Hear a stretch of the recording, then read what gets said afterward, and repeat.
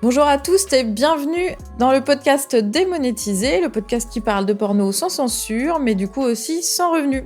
Aujourd'hui, et pour la première fois dans l'histoire du podcast, je reçois un homme. J'ai le plaisir d'accueillir Dorian Marguet.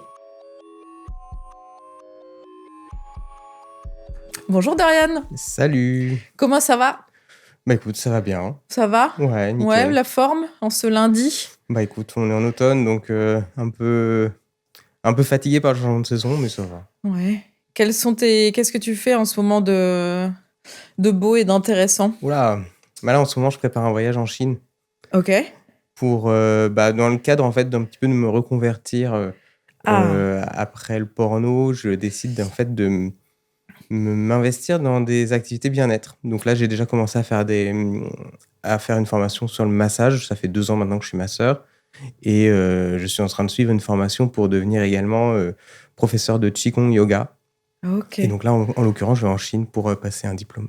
Ok, cool. C'est marrant parce que tu me coupes un peu l'herbe sous le pied parce que du coup, je voulais justement qu'on parle de tout ça parce que dans ta biographie, sur anciennement Twitter, il y a écrit que tu es proud French, activiste, queer sex worker, acteur, stripper, masseur, tantra coach, sensuel, bisexuel, versatile et en plus que tu as gagné meilleur performeur gay en 2025. Ouais. Donc c'est vraiment vrai, tu es tout ça. Oui, et la liste n'est pas exhaustive. C'est vrai ? Ok. Comment tu t'es retrouvé dans les métiers du sexe, dans le porno, tout ça ? Comment est-ce que t'en es arrivé là, en fait ? Bah, un peu par hasard, en fait, j'ai commencé à me découvrir un peu exhibe en faisant des webcams sur des sites de rencontres. Et c'était sans but lucratif. Je le faisais vraiment pour le fun.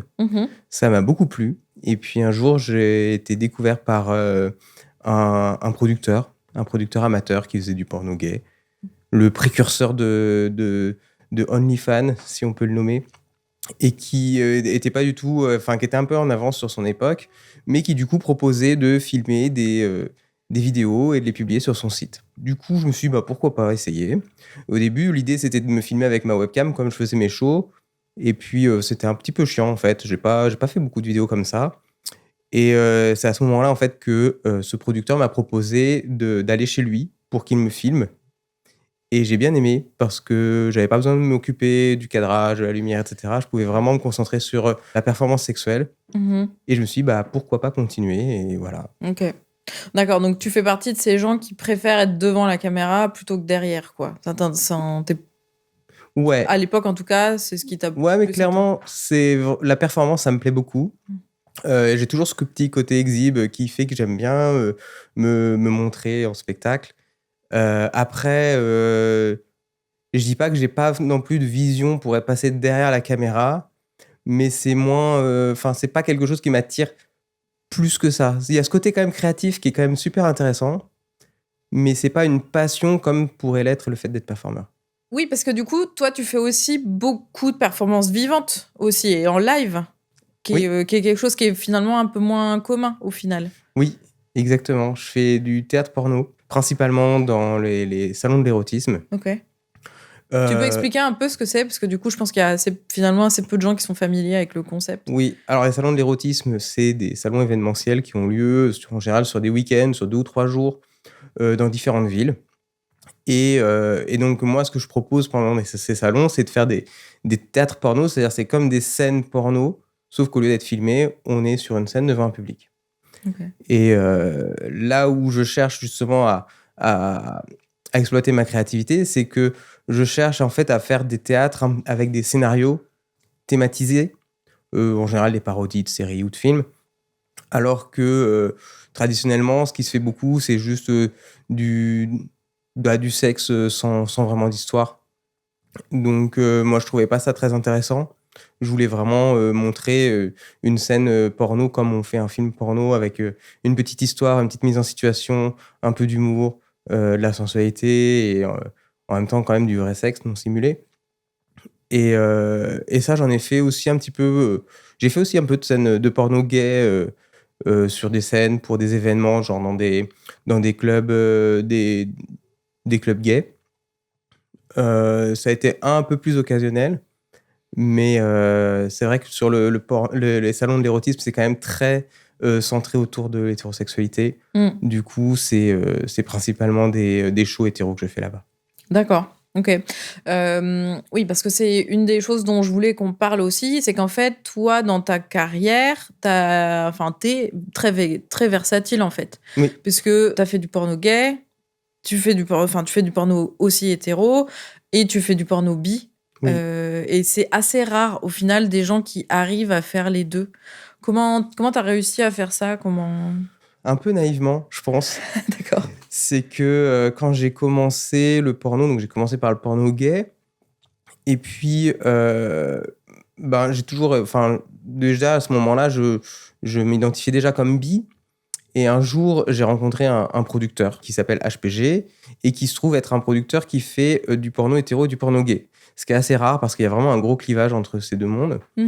Et du coup, quand j'ai fait une scène gay pour lui, je lui ai dit, écoute, je suis bisexuel, si jamais tu as besoin d'un mec aussi pour un tournage hétéro, tu peux compter sur moi. Donc ça a mis un peu de temps avant qu'il me recontacte. Puis un jour, il avait besoin d'un acteur. Et il m'a contacté, on a fait une première scène où ça s'est très très bien passé. Du coup, comme il était un peu en manque d'acteurs, il avait besoin d'un acteur pilier sur Paris qui puisse régulièrement tourner pour lui. Et c'est à ce moment-là, du coup, que j'ai commencé à bosser pour lui. Et puis, au bout d'un moment, ses diffuseurs lui ont dit, on voit un petit peu trop Dorian Marguet dans tes films, il faudrait peut-être changer. Et du coup, c'est là où il a commencé à parler de moi à d'autres producteurs et où j'ai commencé à bosser pour d'autres prods, sur les films Canal+, etc. Ok, c'est sympa de sa part d'avoir fait passer le nom, du coup. Oui. C'est sûr, mais c'est vrai que c'est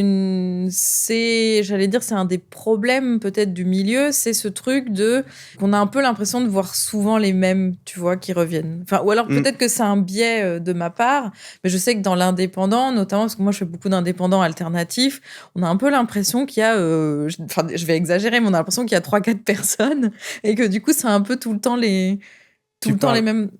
Pardon. Tu parles pour les acteurs bi? Pas forcément bi, mais en général, les présences, tu vois, il y a... par exemple, je sais que dans les films d'Eric Alost, il y a quand même des figures qui reviennent souvent. Dans les films alternatifs, il y a des figures qui reviennent souvent. Mais du coup, ça t'a porté préjudice ou... Parce que surtout les hommes, en fait, vous êtes assez peu nombreux, finalement, dans le... Oui. Alors, ça m'a porté préjudice. En fait, c'est ma bisexualité qui m'a porté préjudice. Ok. Ce que je pensais pas du tout, parce que je me suis dit, l'industrie du porno, quand même, ça tourne autour de la sexualité, c'est quand même assez ouvert d'esprit. Donc, je me suis dit, ça sert à rien de cacher mon orientation sexuelle. Donc, à ce moment-là, j'étais en couple avec un mec. Et du coup, je le disais clairement aux actrices, aux producteurs que je rencontrais, que que j'étais en couple avec un mec, mais que j'étais bi et que j'avais absolument aucun problème de coucher avec des femmes. Et en fait, je me suis rendu compte que ça posait des problèmes à certaines personnes. Bon, une minorité quand même, pas toutes, mais il y avait des producteurs qui se sont mis à me boycotter, des actrices aussi qui ont demandé à plus vouloir tourner avec moi, ou qui ont eu la pression de producteurs en disant oui, si tu tournes avec Dorian, on ne te prendra pas, ou des choses comme ça. Donc, et ça, clairement, c'était lié à ma bisexualité, et en particulier à un raccourci que font pas mal de gens là-dessus, c'est-à-dire que les bisexuels, en fait, sont des NIAIST et qui transmettent les maladies des gays chez les hétéros. Oui, c'est ça. En fait, c'est de la sérophobie, finalement, quelque part, un peu. Parce que c'est vraiment la peur du VIH, quoi. Ou l'impression qu'en tout cas, étant performeur gay, tu peux avoir plus de chances d'avoir le VIH qu'un performeur hétéro. Oui, du VIH et puis de toutes les IST en général. Parce que moi, en particulier, à un moment donné, j'ai attrapé la syphilis juste avant un tournage. Et en fait, j'ai eu l'honnêteté d'en parler. Enfin, ça me paraissait même normal. Oui, c'est normal, c'est la base. Et c'est vrai qu'il y a eu pas mal de rumeurs sur des gens qui essayent de gruger, qui falsifient leurs tests, etc. Il y a toujours... Alors, je sais pas si c'est une légende, mais en tout cas, on parle beaucoup de ce genre-là. Ça s'est vu. Et du coup, moi, je pensais pas du tout à ça. Et là, dès que j'ai su que j'étais positif à la syphilis, j'étais même sur le chemin de la pharmacie pour aller chercher l'antibiotique. Et j'ai prévenu le producteur en disant, voilà, j'ai la syphilis, je vais pas pouvoir tourner.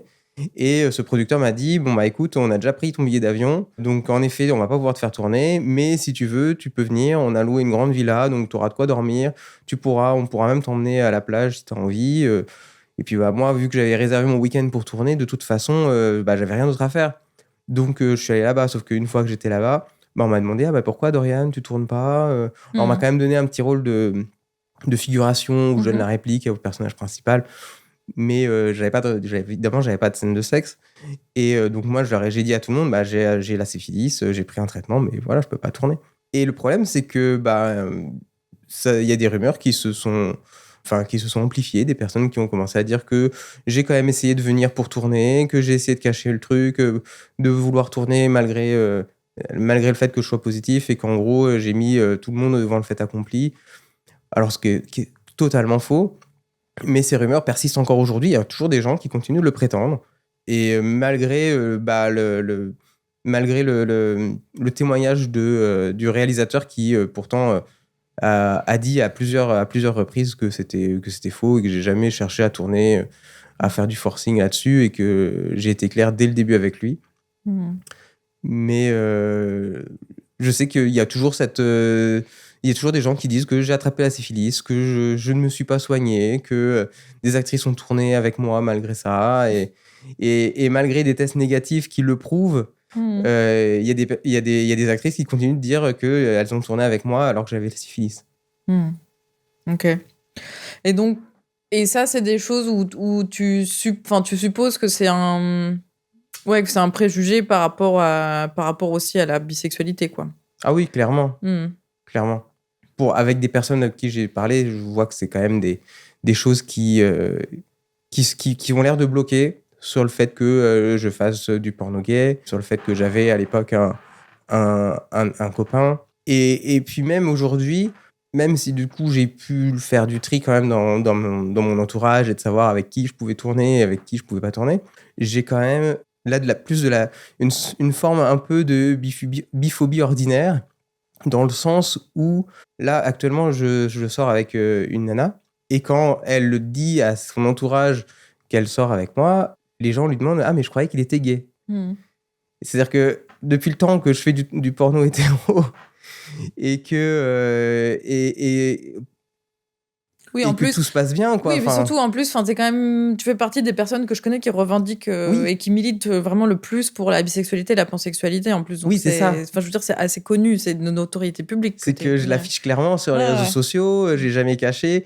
Et il y a quand même des personnes qui continuent de prétendre que je suis gay et qu'en gros, si je faisais des tournages hétéros, c'était pour faire du straight for pay, comme on dit. C'est-à-dire, Après, ça se fait, hein, il y a des... donc, j'explique pour les personnes qui connaissent pas, il y a deux termes dans le porno. Ça va être, par exemple, soit ça va être gay for pay, soit ça va être straight for pay. Et donc, littéralement, en anglais, ça veut dire que soit ça va être, donc, tu vas être gay pour la paye, donc c'est-à-dire faire des films gays alors que tu es hétéro, ou tu vas être straight pour la paye, c'est-à-dire faire des films hétéros alors que tu es gay, c'est-à-dire juste, en fait, tu fais ton travail et que ce soit une scène gay ou hétéro, tu t'en fous parce que ton orientation sexuelle propre ne rentre pas en compte dans ces cas-là.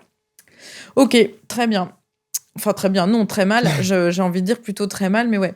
Donc, pour en revenir aux MST, aux IST, en fait, c'est cool qu'on en parle parce que j'ai vu aussi que t'étais que t'étais engagé aussi dans ça et et que tu partageais des routines de prévention et tout. C'est quelque chose qui te tient à cœur, ça? Bah ouais, c'est important. En particulier, bah déjà en tant que personnalité publique dans une industrie qui est quand même très sexuelle. Enfin, je pense que c'est important que nous on puisse utiliser cette notoriété pour faire passer des messages de prévention. Et puis aussi parce que dans mon entourage, je continue de côtoyer des gens qui sont pas forcément au courant, qu'il y a encore un tabou, y compris dans le milieu gay, sur pas mal de choses. Donc, ça me paraît essentiel de pouvoir en parler et de parler, en l'occurrence, de la PrEP, de parler du traitement contre le VIH comme moyen de prévention, etc., etc. Donc, et puis même aussi débunker tout ce que les gens peuvent imaginer sur sur les IST de manière générale, quoi. Mmh. Oui, oui, sachant que, il y a, enfin, je pense que c'est important de le rappeler aussi, c'est il y a toujours une croyance qui est fausse, que justement les personnes qui font du porno ont plus de MST que la moyenne, alors qu'en fait, c'est pas vrai, et que surtout, on est des personnes qui sont, je pense, en tout cas par rapport au reste de la population, on est les personnes qui sont le plus au courant de ce que c'est la santé sexuelle, de ce que c'est la prévention, parce qu'on se fait dépister régulièrement. Et du coup, c'est toujours un peu. Enfin, je sais que moi aussi, on me le dit souvent, c'est toujours un peu bizarre de dire ah bah oui, mais enfin, les actrices porno, c'est des nids à MST ou genre elles sont pleines de virus et tout, alors que la vérité, enfin, les gens qui disent ça fait peut-être 2, 3, 4 ans qu'ils se sont pas fait dépister du tout. Parce que dans un couple hétéro, c'est rare qu'on se fasse dépister, etc. Donc bon, toujours une Oui. croyance un peu fausse, quoi, je Oui, trouve. puis c'est une forme de putophobie aussi, Bien sûr. parce que c'est un petit peu le stigma qu'on retrouve un petit peu dans toutes les activités TDS. Mmh. Comme on a beaucoup d'activités sexuelles, du coup, on s'imagine qu'on prend plus de risques, alors que dans le porno, on se fait dépister très régulièrement et que du coup, ça limite énormément les risques. Et est-ce que tu as trouvé un labo ou un centre de dépistage où ils sont cool? Ou est-ce que tu as... Parce que moi, je sais que j'ai subi déjà des discriminations dans des laboratoires d'analyse souvent. Et du coup, c'est un truc aussi dont j'essaye de parler. Parce qu'en fait, les infirmières, le personnel qui est là, souvent sont vraiment pas sympas, en fait. Oui. Alors, moi, je vivais très souvent au centre de santé, le 190 à Paris, qui est un centre de santé qui a été spécialement ouvert en fait pour les personnes LGBT et en particulier toutes les minorités qui peuvent être discriminées par les professionnels de santé mainstream. Et, euh, et en fait, donc du coup, ils sont tout à fait ouverts à tout ce qui est travail du sexe. Et ouais, à tel point qu'en fait, maintenant, c'est un médecin du 190 qui est mon médecin traitant, Ah, ok. puisque bah, je le vois très régulièrement. Alors, bien sûr, si j'ai un rhume, il va pas forcément être dispo pour me soigner. Et donc, j'ai toujours la liberté d'aller voir d'autres médecins de ville. Mais c'est vrai que lui, au moins, il connaît vraiment l'historique des infections, de, des risques liés à mon métier, etc.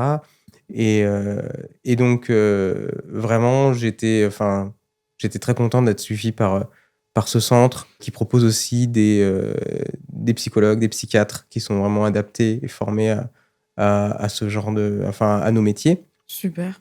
et à nos sexualités. Et après, maintenant, pour éviter de trop surcharger ce centre de santé, je vais dans des laboratoires de ville. Après, j'évite de trop donner de détails sur pourquoi je fais souvent des tests. Parfois, on me demande, et puis je réponds cash, et puis voilà, je m'en fous un petit peu de ce que les gens peuvent penser derrière. Oui, mais tu vois, ce que tu dis, c'est marrant parce que ça montre bien qu'il y a un certain, il y a encore un tabou et un stigma parce que là, moi, genre vraiment typiquement, je me suis fait dépister ce matin. Donc j'ai demandé à une collègue, est-ce que tu connais un centre où les résultats arrivent vite? Parce que comme j'ai un tournage, je me dis, je vais me faire dépister, j'ai besoin des résultats vite. Et en fait, vraiment, l'infirmière m'a demandé pourquoi vous vous faites dépister. Et en fait, à chaque fois, je ne comprends pas cette question. Pourquoi vous vous faites dépister? Bah, parce que c'est important, parce qu'il faut faire attention. Ah, mais vous avez pris des risques? Non, je ne prends pas de risques. Mais justement, je me fais dépister pour vérifier que tout va bien parce que je ne veux pas prendre de risques. Et en fait, vraiment, toujours cette question de... En fait, ça encourage pas, je trouve. Parce que moi, déjà, je m'en fous, moi, qu'elle me dise ce qu'elle veut. Enfin, tu vois, c'est pas un problème. Mais déjà, ça me gêne. Donc, je me dis, comment veux-tu que les personnes, surtout les jeunes et tout ça, ou les gens qui sont encore un petit peu, qui sont pas à l'aise avec leur sexualité, comment veux-tu qui se sentent à l'aise d'aller se faire dépister il y a toujours un peu la question de pourquoi tu viens de faire dépister, pourquoi tu as pris des risques, ah mais vous avez pas mis de préservatif. Et à chaque fois je lui dis d'accord, donc en fait il y a que les préservatifs. Et je fais si je suis lesbienne du coup ça marche comment, enfin tu vois c'est hyper bizarre quoi. Oui, il y a toujours une forme de suspicion et Ouais. une sensation de jugement. Oui. Moi, je contourne le problème, en fait, puisque comme je prends la PrEP, je dis juste que c'est du suivi PrEP. Et comme ça fait partie du protocole de PrEP de faire des tests régulièrement, alors normalement, c'est tous les 3 mois. Et le fait que j'en fasse toutes les 2 semaines, bon, bah, les gens me posent pas trop de questions. Et puis, comme je dois être catalogué quand même comme gay, et que dans l'imaginaire des gens, les gays font n'importe quoi. Donc, je pense que ça surprend personne.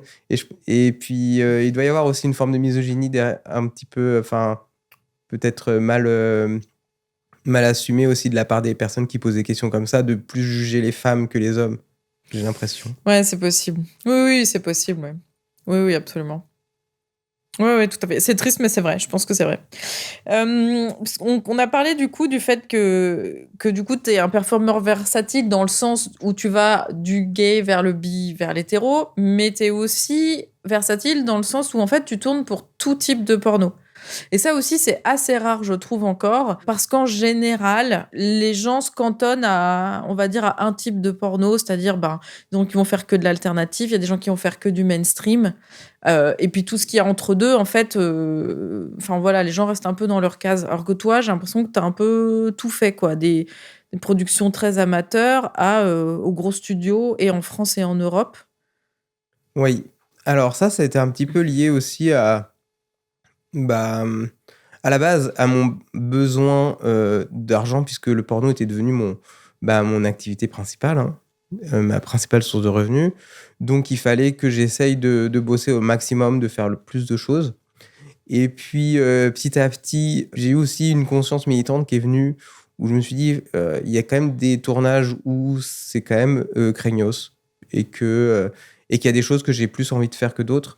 Et c'est là aussi, du coup, où j'ai cherché à m'investir un petit peu plus du porno alternatif, du porno queer, des choses un peu plus engagées, et à lever le pied sur le porno vraiment mainstream, un peu glauque.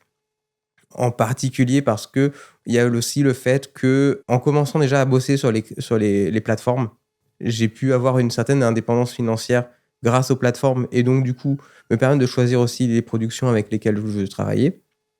Et ensuite, bon, les plateformes, là, en ce moment, c'est quelque chose que je cherche plus trop à développer parce que trop d'énergie pour pas forcément les résultats attendus. Et donc, c'est pour ça que depuis 2 ans, maintenant, je fais des massages. Et c'est les massages qui deviennent aujourd'hui mon activité principale. Et donc, maintenant, je continue de faire du porno, mais c'est du porno que je choisis. Je cours plus après les producteurs pour faire un maximum de cachets. Aujourd'hui, je fais les choses qui me plaisent. Donc, du coup, si ça a une portée politique, engagée, etc., bah, ça m'intéresse beaucoup plus. Si c'est du porno plus mainstream, faut vraiment que je vois dans quelles conditions ça va être fait, et le scénario, la thématique, si elle m'inspire ou pas, quoi. Ok. Ok, je vois. Et alors, pardon de demander ça, mais du coup, est-ce que les massages que tu fais, c'est vraiment des massages, juste des massages bien-être, ou est-ce que c'est des massages avec, on va dire, une composante sexuelle? Et ben, je fais les deux. Tu fais les deux. Je fais Ok. les deux parce que j'ai reçu une formation de massage technique traditionnelle chinoise. Donc, c'est des massages qui sont vraiment, enfin, on va dire classiques, hein, Mhm. sans arrière-pensée sexuelle. Et donc, je peux masser vraiment tout type de personnes à ce niveau-là. Et c'est vrai que derrière, quand même, avec ma notoriété et les sites sur lesquels je suis référencé, j'ai aussi une grosse clientèle gay. C'est pas forcément que je fais du porno, mais j'ai aussi des fans qui me contactent via ce biais-là. Et donc, pour ces personnes-là, elles vont rechercher justement une composante un peu plus érotique. Et donc, pour ces personnes-là, je m'adapte parce que de toute façon, en tant que acteur porno, je suis pas quelqu'un qui est complètement effarouché par les actes sexuels.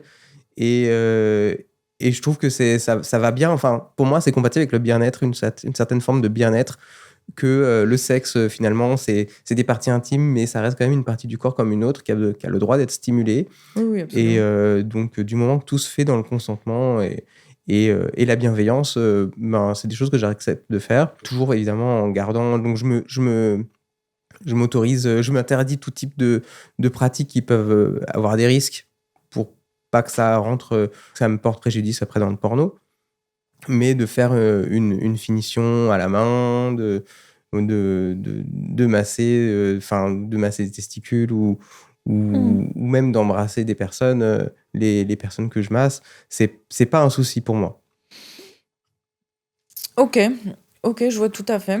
Et d'ailleurs, pour compléter ça, Bien sûr. en fait, un peu au début de ma carrière, en 2013, j'avais eu une formation aussi en tantra gay Mhm. qui m'a permis de tourner en fait 4 DVD. En fait, c'était pour un tournage de DVD un peu tutoriel sur le tantra. On m'a fait venir à Berlin Voilà, on a fait 3 jours de formation très rapide pour pouvoir se préparer après à ce qu'on allait faire devant la caméra. Et c'était super intéressant. J'étais très réceptif à ces techniques. Et du coup, ces techniques, bah, ça me permet aujourd'hui de les réutiliser aussi. Ok, dans le cadre des massages, du coup. Voilà. Donc, Ok. ce qui fait que j'ai quand même une expertise à la fois dans les massages classiques et dans des pratiques un peu plus sexuelles, tantriques. Ok. Mais du coup, j'ai l'impression, enfin, en tout cas, t'as commencé, il me semble, que t'as commencé il y a quelque chose comme 13 ans, quelque chose comme ça, non? Ou plus longtemps? Non, ça va faire 10 ans ce mois-ci. 10 ans? Ouais. Ah ouais, j'aurais Non, pu. qu'est-ce que je raconte? Non, on Non, est en 15 ans. 2025, ça fait 15 ans. 15 ans. D'accord, il me semblait que c'était un peu 2010. plus. Ouais, ouais. 2010. Mais c'était justement, c'était à la Toussaint, donc on va vraiment passer à 15 ans À pile, 15 ans, quoi. là. Ok, pas mal. Et pour toi, c'est quoi la principale différence qu'il peut y avoir entre un peu comment le milieu était il y a 15 ans et un peu maintenant? Bah alors déjà, il y a 15 ans, j'étais vraiment dans le milieu vraiment très amateur. Mhm. Donc, je connaissais pas trop comment ça se passait vraiment. Enfin, j'étais pas vraiment dans le business en tant que tel. Après, on va dire à partir de 2013, où j'ai commencé un peu plus à me professionnaliser, bah, il y avait beaucoup plus d'argent déjà. Ça, c'est clair. Les plateformes gratuites n'avaient pas autant de. Enfin, je sais même pas si elles existaient. En tout cas, si elles Attends, là, on est existaient. en 2025, si, parce que Pornhub, YouPorn, tout ça, c'est 2006. Ouais. Donc, ça existait Mm. déjà un petit peu, en tout cas. Mais il y avait peut-être pas encore les usages qui. Enfin, on sentait qu'il y avait quand même un début de crise par rapport à mes collègues qui étaient là depuis avant. Mhm. Mais c'était pas encore trop. Enfin, il y avait encore un peu d'argent. Il y avait encore un peu d'argent. Il y avait en particulier des prods qui étaient en fulgurance, comme Jackie et Michel à l'époque, qui explosaient à ce moment-là. Donc, c'était encore une période assez faste. Et aujourd'hui, bah, il n'y a plus rien en fait. C'est que les prods tournent quasiment plus. Et en particulier, je pense que ce qui a fait beaucoup de mal aux productions françaises, ça a été les plateformes de contenu qui sont payantes du coup, mais qui ont rendu les performeurs indépendants de ces prods et de pouvoir directement court-circuiter ces prods en vendant leur contenu directement à leurs clients, aux consommateurs. Donc, je pense pas que ce soit forcément quelque chose de mauvais pour le business, puisqu'on a quand même court-circuité un intermédiaire, mais ça a changé un peu les pratiques, les usages. Ça a un peu plus Ouais. professionnalisé les performeurs aussi, du coup. Ouais. Oui. Et toi, ouais. Oui, oui, ça a complètement changé les choses. Mais du coup, enfin, est-ce que tu vois ça? Non, tu te dis c'est pas forcément une mauvaise chose pour toi. Bah, non, mais vas-y, dis, Oui, hein. bah, Enfin, disons que moi, je trouvais que c'était quand même beaucoup plus simple d'être booké sur un tournage, d'y aller, de faire sa performance, d'être payé et puis de repartir. oui. Là, maintenant, c'est vrai que ça demande beaucoup plus de boulot aujourd'hui pour gagner de l'argent. Après, c'est sûr que si c'est fait sérieusement, ça peut aussi rapporter parce que bah, on gagne ce que gagnait un producteur. Mais aussi, il y a une plus grosse concurrence dans le sens où avant, il y avait peut-être une poignée de producteurs en France, alors qu'aujourd'hui, bah, tous les acteurs porno, les actrices porno sont des concurrentes potentielles avec qui on doit collaborer, mais en même temps, il y a une sorte quand même un petit peu bah, il y a une concurrence quand même qui fait que on peut se marcher un peu sur les pieds. Et ça, enfin, je suis pas sûr que ça ait fait que des bonnes choses. Il y a eu des bons effets, il y a eu des mauvais effets. Les bons effets, ça a été de court-circuiter les producteurs, de rendre indépendants, de permettre aussi bah, aux performeurs de faire un petit peu, enfin d'être maître de leur contenu. Après, ça reste quand même assez relatif dans le sens où bah, il faut quand même s'adapter à la clientèle parce que bah, celle qui paye, elle peut avoir des demandes particulières qui ne correspondent pas forcément à nos valeurs. Donc, ça reste encore aussi tout ce jonglage entre essayer de faire un porno qui nous ressemble et puis plaire quand même à un public. Hmm. Oui, oui, mais la clé de ce que tu dis étant, oui, le fait que bah, ça demande tellement beaucoup plus de travail, en fait, Mm. d'avoir un OnlyFans qu'à l'époque d'être acteur ou actrice. Ah oui. C'est... Et moi, en l'occurrence, c'est quelque chose qui me convient pas. Peut-être parce que je suis de l'ancienne génération, justement, qui a beaucoup travaillé grâce aux producteurs et qui, aujourd'hui, n'a pas l'énergie de prendre la casquette de réalisateur, monteur, passer sa vie à faire des vidéos sur les réseaux sociaux pour Ouais. promouvoir ces plateformes. Et ça, c'est quelque chose qui est assez... Enfin, qui n'est pas de ma génération et où j'ai eu du mal à m'adapter et qu'aujourd'hui, je laisse tomber parce que c'est... Enfin, je me suis rendu compte que c'est pas pour moi. Ok. Parce que t'as quel âge, là, du coup? Bah, là, j'ai 42 ans. 42. Mm. Putain, c'est marrant, tu les fais pas du tout, c'est fou. Merci. Non, non, c'est vrai. Franchement, je sais pas, j'allais dire 35 ou 36, un truc comme ça, quoi. Tu me flattes. Ouais, mais je comprends tout à fait ce que tu veux dire. Je sais que moi, il y a des fois où, en fait, j'aimerais qu'on m'embauche plus en tant que juste performeuse. Genre, viens tourner, juste fais ton truc et merci, au revoir. Et moi, le souci que j'ai eu, en tout cas, déjà quand j'étais plus jeune et quand je me suis lancée, c'est que, en fait, j'ai pas un corps qui correspond à ce que les productions, elles cherchaient, déjà, à ce qu'elles cherchent maintenant et encore moins à ce qu'elles cherchaient quand j'avais, 20 ans, 25 ans. J'ai jamais, enfin, tu vois, j'aurais jamais pu me pointer chez, je sais pas, chez Dorsel et faire toc toc, je veux faire du porno. Les mecs auraient rigolé, quoi. C'est-à-dire qu'il aurait fallu que je fasse 15 centimètres de plus, potentiellement un peu de chirurgie, peut-être 15 kilos de moins, et puis peut-être là, on aurait pu parler, tu vois. Mais du coup, moi, à l'époque, parce que quand j'ai lancé du coup Carreros Film, c'était vraiment le tout début d'OnlyFans, donc il n'y avait pas encore le gros boom qu'il y a eu maintenant. Je me suis dit, en fait, si je fais pas moi-même mes films, je pourrais jamais en faire. Parce que personne va vouloir m'embaucher. Et du coup, maintenant, j'ai le piège que, comme les gens, ils voient que je produis et que je réalise et que je tourne dans mes propres films, en fait, les gens m'appellent jamais parce qu'ils pensent que j'ai pas envie de tourner pour d'autres gens. Donc, je me suis un peu enfermée toute seule dans le truc. Alors que moi, je rêve un peu de ce truc que toi, tu as eu, de courir les plateaux, de rencontrer les réalisateurs et puis d'incarner des rôles qui sont pas forcément ce que toi, t'aurais imaginé, tu vois, par exemple. Ouais. Ouais, mais ça, c'est vrai que c'est un petit peu le gros défaut des productions, c'est que ils entrent dans des stéréotypes de corps qui sont vraiment très restreints, Mmh.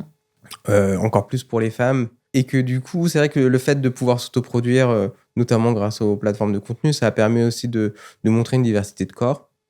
Et en particulier de se mettre dans des niches qui étaient pas intéressantes pour des prods parce que pas un marché qui était pas assez intéressant pour un gros studio, mais qui pour une personne toute seule, bah, ça peut suffire et peut trouver du coup son public. Donc ça, c'est valable pour des types de corps, mais ça peut aussi être valable sur des kinks particuliers. Alors après, sur les plateformes, on est quand même pas mal restreint sur les pratiques, donc ça dépend des kinks. Ouais. Mais ça a permis quand même d'ouvrir certaines choses. Mais le problème, c'est que les productions ne se sont pas forcément remises en question. Ça, c'est ce qui est dommage. Et je pense que ce qui fait leur perte, c'est que aujourd'hui, les prods restent quand même vraiment à cheval sur un petit peu la manière traditionnelle de faire du porno, sans forcément chercher à se remettre en question. Je pense que la seule prod qui essaye un peu de se remettre en question, parce qu'elle a commencé déjà sur des choses un peu alternatives, ça va être Erika Lust, qui est un petit peu à cheval entre Oui, la oui. prod mainstream et quand même une prod qui essaye de montrer des choses différentes. Oui, oui, parce que, enfin, moi, je sais qu'il y a un terme qu'on prête souvent à Erika Lust et avec lequel je suis pas trop d'accord, c'est quand on dit qu'Erika Lust, c'est du porno indépendant. Non. Bon, non. Bien Non, sûr que non. c'est une entreprise qui brasse des millions d'euros, qui fait je sais pas combien de tournages. J'ai eu la chance il y a pas longtemps de pouvoir assister à un tournage et il y a vraiment c'est un vrai studio, une vraie prod où il y a 15 personnes sur le plateau, du matos, des moyens, et c'est magnifique, hein. Enfin, je veux dire, le résultat est magnifique. Mais effectivement, t'as raison, il y a un peu un truc de être à cheval parce que ils sont pas indés. C'est du porno mainstream, mais avec peut-être un poil plus d'inclusivité. Mais encore, je trouve que ça va peut-être encore pas assez loin à mon goût, en tout cas.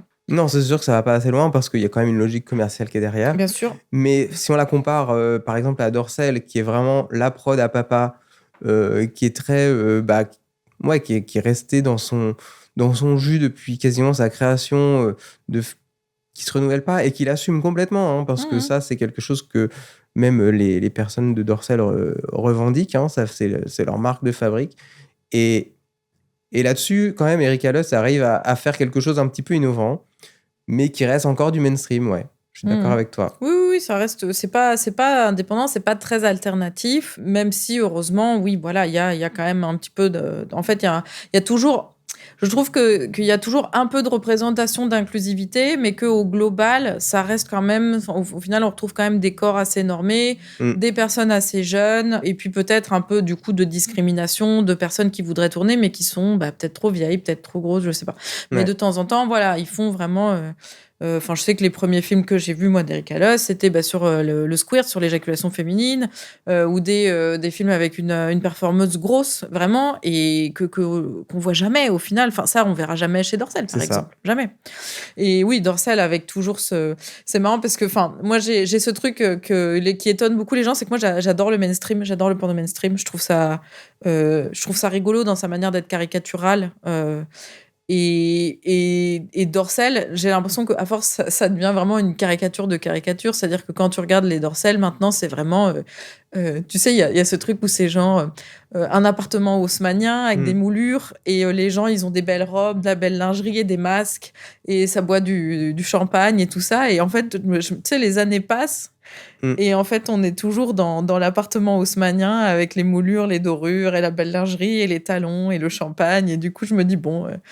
Et ça continue de plaire, j'imagine. Enfin, Ah j'imagine que oui. ça plaît à un certain public ou que ça vend une idée. Enfin, en fait, je trouve que ça vend une idée du rêve, mais qui est peut-être finalement plus ce dont rêvent les jeunes actuellement. Je me dirais que c'est pas avec ça que je vendrais du rêve Ouais, mais aux ça, générations plus jeunes. faudra en parler à Dorsel, mais en tout cas, eux, c'est ce qu'ils revendiquent. Ils disent que c'est leur clientèle qui veut ce type de porno-là. Donc, du coup, c'est pour ça qu'ils restent sur ces basiques-là. Et après, est-ce que c'est quelque chose, du coup, est-ce que c'est une clientèle qui, du coup, qui prend de l'âge et qui sera peut-être pas remplacée? Ça, j'en sais rien. C'est, c'est possible que Mhm. tu aies raison. Oui, comme les films, enfin pas tous, mais comme certains films de Canal+. Enfin, les clients qui regardent encore les films sur Canal+, ça reste une clientèle où on suppose que ça va être des hommes hétéros qui vont avoir passé la soixantaine, quoi, à peu près.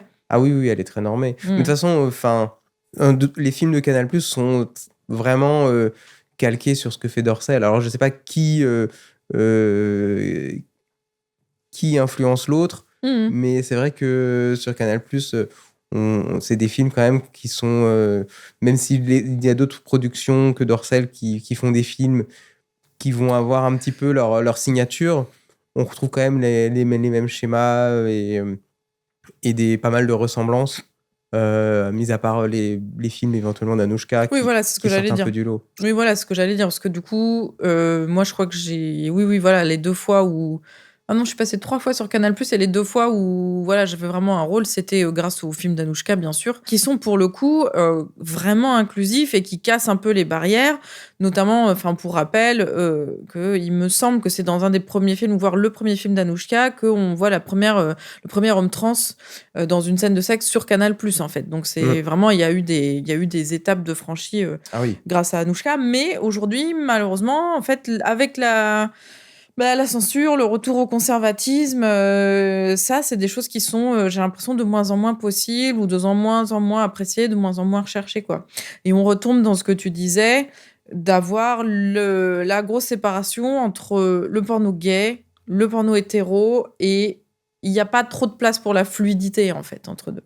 Et c'est Ouais, dommage. c'est ça. Et puis c'est pareil, du coup, pour le porno alternatif et le porno mainstream, c'est assez clivé.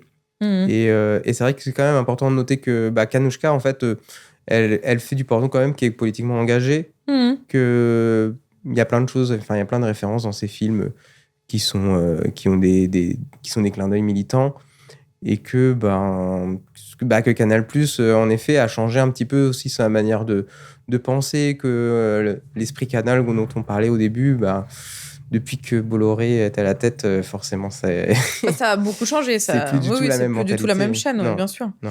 Non, bien sûr, il y a eu, oui, il y a il y a plein de médias qui changent. Enfin, je sais que j'en parlais aussi récemment au sujet des changements qu'il y a pu y avoir sur Twitter, enfin, ex-Twitter qui est maintenant X. Pareil, qui était pour moi, enfin, un endroit où j'ai pu trouver une communauté qui était pro-sexe, pro-porno et où on pouvait parler vraiment de porno sérieusement et librement. Et tout ça, aujourd'hui, c'est plus possible, quoi. Non. Ouais, c'est devenu, c'est la jungle, la jungle complète là-bas. Ouais, c'est la jungle. Mais au moins, on peut encore dire qu'on est acteur porno sur X, alors que sur les plateformes méta, on peut pas. On peut même pas juste dire qu'on est Non. à travers du sexe. Tu t'es déjà fait supprimer des comptes aussi ou t'y as échappé? Pas encore. Ok. Mais en même temps, mon compte Instagram, je mets pas grand-chose dessus, en fait. Je fais surtout que des stories pour annoncer des événements. Et sur mon mur, en fait, je mets vraiment que des images qui font penser à du modeling photo classique. D'accord. Pour vraiment rester le plus soft possible, mais quand même avoir une présence pour pouvoir éventuellement attirer des producteurs, des photographes ou des médias qui peuvent être intéressés, mais je n'alimente pas souvent. D'accord. Mais parce que tu disais que là, actuellement, tu te fais encore tester tous les 15 jours? Ouais. C'est pour être toujours prêt? Ah oui, parce que je continue quand même de tourner. Ouais. Pas aussi fréquemment qu'avant, ouais. Mais de temps en temps. Et puis même par rapport à ma sexualité aussi privée, je veux quand même être sûr de ne pas avoir de mauvaises surprises le jour où on m'appelle, quoi. Parce que, évidemment, si je fais mes tests avant un tournage, il faut quand même que je sois sûr d'être négatif avant de faire ces tests. Ouais, bien sûr. Oui, puis souvent, ça peut prendre 3 semaines, 1 mois, le temps que ça revienne à la normale et tout ça, quoi. Ok, je vois. On va prendre une petite minute, parce que tu sais, donc le podcast s'appelle Démonétisé, parce que évidemment, avec tout ce qu'on raconte depuis tout à l'heure, c'est sûr qu'on va être démonétisé.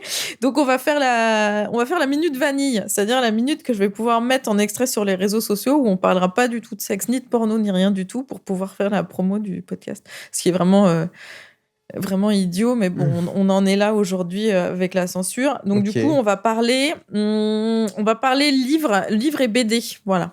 Est-ce qu'il y a un livre ou une BD que t'adores ou que t'as lu récemment que t'aurais envie de nous partager C'est pas du coup pas forcément en rapport avec le sujet. Oui, c'est ça le problème, voilà. C'est que si c'est en rapport avec le sujet, ça va pas être vanille, j'imagine. Non, mais tu peux quand même nous en parler, mais du coup, il faudra faire une deuxième question vanille. Ok. Donc oui, il y a un livre que j'adore énormément qui s'appelle Modern War, qui est un livre en fait d'une personne TDS qui a été escorte et stripteaseuse et qui raconte un peu son expérience et donc qui est canadienne. Donc c'est un livre qui est en anglais parce que elle est canadienne anglophone, mais qui est super intéressant parce que c'est une personne qui écrit super bien, qui a vraiment des talents de romancière, d'écrivaine. Et qui du coup, je trouve, joue vachement bien avec les mots pour vraiment nous expliquer son quotidien à l'époque où elle travaillait là-dedans, avec humour et en même temps sans forcément rendre la chose ridicule, bien saisir la gravité. Franchement, je le trouve super beau, c'est assez poétique. Et en plus, c'est agrémenté de photos qui ont été faites par une photographe qui sont magnifiques. Je crois même qu'il y a eu un court-métrage qui a été prévu autour de ce livre. Et donc, ouais, Modern War, je me souviens plus du nom de l'autrice, mais c'est un livre qui m'a beaucoup marqué. Ok. Bon, on le lira, mais du coup, effectivement, ça marche pas pour la question vanille. Du coup, je veux bien que tu nous parles un peu, puisque, donc, comme tu disais, que tu fais, que tu es en train de faire une reconversion. Qu'est-ce qui t'a fait choisir, du coup, les pratiques de bien-être, le yoga et tout ça, et ton voyage en Chine pour être formé? Comment t'en es arrivé là? Là aussi, on va devoir repartir sur mon travail dans les salons de l'érotisme, où je faisais déjà des massages. Et en fait, j'avais donc des retours de clientèle qui étaient plutôt positifs. J'avais des femmes, des hommes qui étaient très contents de mes massages. Et quand, au bout d'un moment, je cherchais à diversifier mes revenus, j'avais mon prof de yoga avec qui j'étais une très bonne amie, enfin je le suis toujours, et qui m'a dit, mais qui est également ma sœur, et qui m'a dit, écoute, si tu veux, tu peux faire des massages, je peux t'apprendre ce que je connais. Donc il m'a appris le massage chinois, donc basé sur le Twina. Et j'ai commencé à proposer ce genre de massage sur des sites de masseurs. Et immédiatement, en fait, j'ai reçu de bons retours, des super retours. J'avais vraiment un problème de légitimité où je me suis dit, quand même, je viens juste de faire la formation, j'ai pas fait 3 ans de formation dans le massage, etc. Et malgré ça, enfin, après, mon prof de massage m'a quand même dit que j'avais pas mal d'intuition qui permettait de ressentir pas mal les choses, les tensions, etc.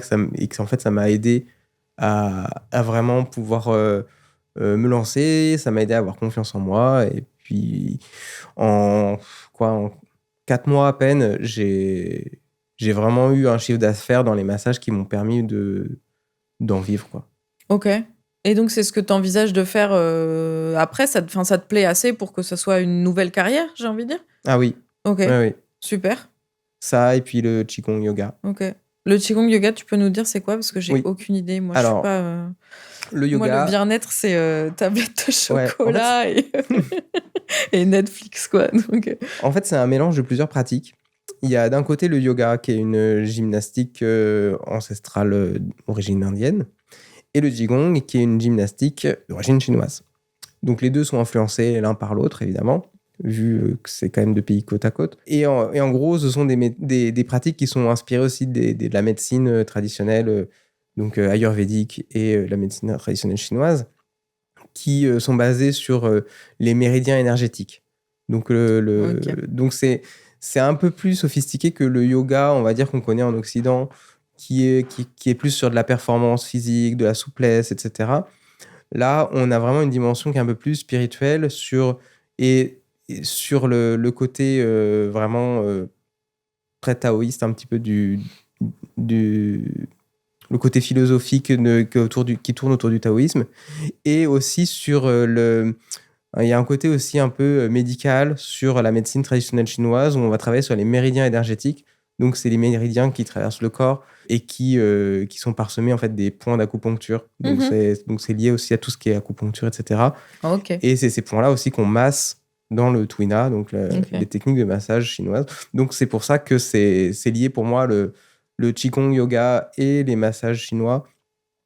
On travaille sur les méridiens, sauf qu'il y en a un qu'on va travailler par le mouvement et l'autre, on va travailler sur de la pression. D'accord. Moi, j'adore les massages. Du coup, tu vois, ça me parle. Si tu me parles de massage et de poids de pression et tout ça. J'ai essayé l'acupuncture aussi une fois pour voir, mais ouais, les massages, je suis chaud. Donc, il faudrait essayer de rejoindre tes 2 métiers. Et comme ça, on pourrait faire un film. Parce qu'en plus, c'est un truc qui est un super cliché dans les pornos, le masseur, les films de massage avec 3 ou 4 litres d'huile sur le corps. Et t'as jamais fait ça, du coup? Si. Un porno-massage? Oh, j'en fais souvent. Ouais. Ça, pour les plateformes de contenu, c'est un scénario que je fais très souvent. Ouais. Oui, en plus, je sais qu'il y a j'ai oublié son, je déteste, mais je sais qu'il y a une actrice qui est américaine, il me semble, qui a vraiment orienté tout son compte Instagram comme si c'était un compte de massage. Sauf qu'en fait, dès que tu cliques dans sa bio, tu te rends compte qu'en fait, le massage, c'est vraiment juste le produit d'appel pour pas se faire censurer. Parce que, tu sais, à chaque fois, tu vois les petites vidéos, genre, massage des épaules, mais tu te dis, tiens, il est quand même bizarre, son massage des épaules. Et en fait, j'ai vraiment mis un moment à capter qu'en fait, c'était du porno, mais sauf qu'en fait, pour vraiment pas montrer le porno sur Instagram, elle fait vraiment table de massage, tout habillé, sérieux. Et en fait, quand tu cliques, après, tu vas sur OnlyFans, c'est un massage, mais qui dérape, quoi. Ouais. Donc voilà. Bah, ça, c'est aussi quelque chose qu'on peut voir donc, en dehors des pornos, mais aussi dans les vrais sites de massage. En fait, il y a beaucoup de faux masseurs qui sont en fait des escortes et qui utilisent le massage comme produit d'appel. Ouais. En particulier parce qu'il y a des sites, il y a des pays qui interdisent de faire de proposer du sexe tarifé. Oui. Parce qu'on est toujours obligé de se cacher, en fait. Il y a toujours un truc de... Enfin, avec la censure du sexe et les lois abolitionnistes, en fait, on est toujours obligé de faire semblant. Enfin, je veux dire, moi, quand je fais du TikTok, j'ai un compte TikTok où, en fait, je dis pas que je fais du porno. Tu peux pas le dire. En fait, t'es obligé de le faire comprendre aux gens sans qu'ils captent. Genre, par exemple, une fille qui va te dire, qui va te donner une recette de salade et qui, en fait, elle porte un t-shirt où il y a écrit OnlyFans dessus. Parce qu'en fait, tu n'as pas le droit de dire les choses, tu n'as pas le droit de les proposer. Oui, c'est ça.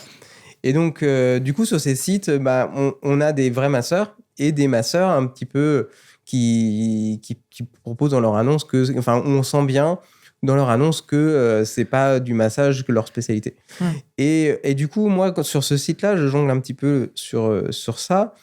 Et donc, des fois, j'ai des demandes de clients qui sont vraiment basées sur du massage. Mm-hmm. Et qui vont respecter le protocole du massage jusqu'au bout.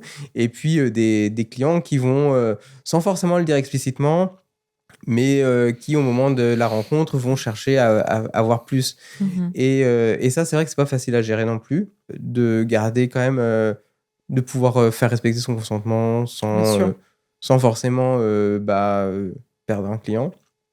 Et surtout, ça m'a permis aussi d'avoir des techniques qui sont à la fois très érotiques, sans forcément et qui sortent en fait des pratiques communes des massages. Par exemple, le massage que je vends le plus, c'est les massages corps à corps.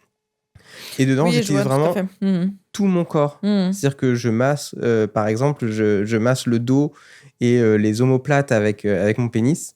Et ça, c'est quelque chose qui surprend beaucoup mes clients parce que en fait, le pénis qui va frotter contre cette zone qui est souvent des zones de tension, en fait, ça a pile la bonne forme pour pouvoir vraiment masser le point sans forcément l'écraser avec un pouce, avec une partie osseuse.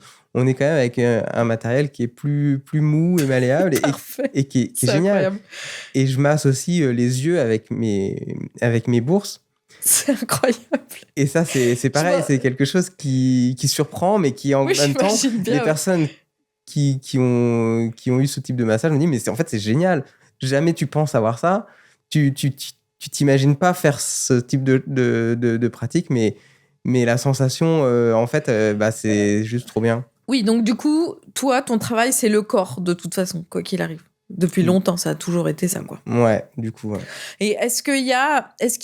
Enfin, parce que du coup, tu as fait plein de choses, autant en spectacle, en érotique, en théâtre. Je t'ai même vu au Snap Festival faire ton petit stand-up où tu parles de coming out et tout ça, etc. Le porno, tu as tout fait, tous les producteurs, tous les styles. Est-ce qu'il y a encore un truc que t'as pas fait, par exemple dans le porno, est-ce qu'il y a encore un truc que t'as pas fait, un truc que tu rêves, ou quelqu'un avec qui tu rêves de bosser, ou ça s'est pas encore fait, ou un goal où tu te dis tiens mais ça j'ai pas eu encore et j'aimerais bien aller jusque là avant d'arrêter, etc. T'as tout fait, c'est bon. C'est pas que j'ai tout fait, c'est qu'il y a des choses que j'ai pas faites. Oui, qui seraient des fantasmes, genre de recevoir un bukake ou un gangbang, etc. C'est des fantasmes qui sont assez communs. Il y a plein de mecs qui rêvent d'avoir ça et des nanas aussi. Mais je veux dire, je vivrais très bien si je le fais pas. Je pense que c'est pas quelque chose, tu vois, qui est essentiel, c'est pas un goal que je me fixerai dans ma carrière. Je pense qu'aujourd'hui, en fait, ce qui fait mon tournant aussi vers les massages, c'est aussi que je pense qu'avoir un petit peu fait le tour du porno, que ça continue de m'amuser. Je continue à en faire parce que c'est pas quelque chose qui dont je veux tourner le dos, mais c'est plus quelque chose sur lequel je me sens m'épanouir. Donc, je continue à en faire pour des sujets qui me bottent, mais j'ai plus d'objectifs dans cette industrie. Après, c'est vrai que ça me plairait quand même de pouvoir réaliser un film, de pouvoir faire quelque chose un petit peu qui soit proche de ce que j'ai envie de montrer, un petit peu comme le contenu que je réalise sur mes plateformes ou les théâtres les shows que je crée pour les théâtres porno.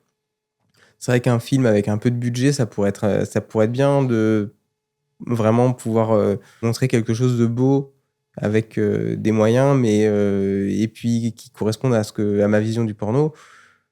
Mais bon, c'est pareil, c'est pas quelque chose qui va m'empêcher de dormir si je le fais pas, parce que c'est pas essentiel. En fait, j'ai plus rien à me prouver par rapport à ça. Bah, si c'est j'ai bien. l'occasion, ça va être cool. Mmh. Ça peut être une belle expérience. Bah, tant mieux, c'est Mais bien de se dire ça, je trouve. ouais, Cool, trop bien. Du coup, si on veut te voir, il faut guetter plutôt le côté massage et plutôt les salons de l'érotisme alors en ce moment. ouais, voilà, ou aller Ok. venir faire du Qigong yoga avec nous à Paris ou sur Zoom. Eh ben, ça marche. Bah, merci beaucoup d'être venu, merci d'avoir accepté l'invitation et d'avoir partagé avec nous ton expérience. Merci de m'avoir invité. Et puis à très bientôt, j'espère. Avec plaisir. À bientôt pour un nouvel épisode de Démonétisé. Et je vous rappelle que comme ici, il n'y a pas d'argent, il y a de la censure, on peut compter que sur vous pour produire le podcast. Et donc, si vous voulez nous aider à finir la saison 1 et à potentiellement avoir une saison 2, eh ben, c'est patreon.com/démonétiséEES pour un soutien mensuel. Ou sinon, vous pouvez aussi donner un petit tips sur Ko-fi. Et tous les liens sont disponibles sous la vidéo et dans les bios sur les réseaux sociaux. À très bientôt! Au revoir Dorian, merci. Salut Carmina. Démonétisé est un podcast réalisé et présenté par Carmina. À la post-prod, Surley et Carmina. Au design, Flynn Salazar. Une production avec les doigts.